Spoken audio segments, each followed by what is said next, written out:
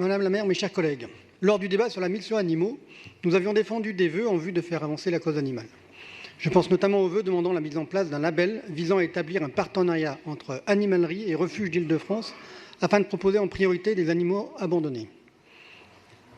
C'est bien l'engagement de l'ensemble des acteurs liés au monde animal que nous pourrons faire avancer cette cause à laquelle de nombreux Parisiens et Français sont sensibles, et cela de plus en plus. Il est donc bienvenu de sensibiliser les Parisiennes et Parisiens au bien-être animal. Nous le savons, la souffrance animale s'étend dans bien des domaines, l'agriculture, le divertissement, l'industrie et la mode. Il ne s'agit pas simplement de jeter l'anathème contre tel ou tel, mais de trouver des solutions à l'amélioration de la condition animale, tant au niveau local que national. Nous avons vu l'effort de la ville qui a engagé un certain nombre de travaux. Le gouvernement, de son côté, est également à la tâche. Le ministre de la Transition écologique et solidaire a lancé en avril dernier un groupe de travail composé d'experts, scientifiques, d'associations engagées, d'élus et de représentants de l'État en vue de travailler à l'amélioration du bien-être animal dans 4 filières. Les parcs zoologiques, les delphinariums, les cirques et spectacles itinérants et les élevages de visons pour la production de fourrure. Il sera remis dans le mois prochain des propositions constitutives d'une nouvelle feuille de route. Les Français, dans leur grande majorité, se disent opposés à un certain nombre de pratiques mettant en scène les animaux.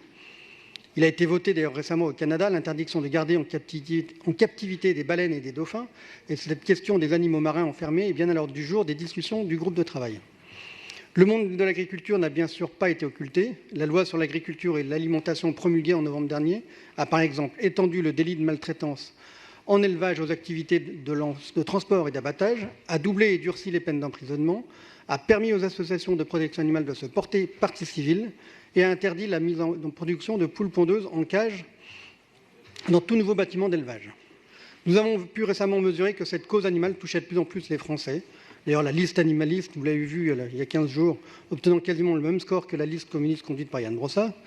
Bref, nous le voyons, c'est bien avec l'ensemble des partis et à travers des moyens éducatifs et législatifs que nous pourrons faire avancer cette cause, sensibiliser petits et grands sur cette question qui devient de plus en plus importante dans notre société, et c'est une bonne chose.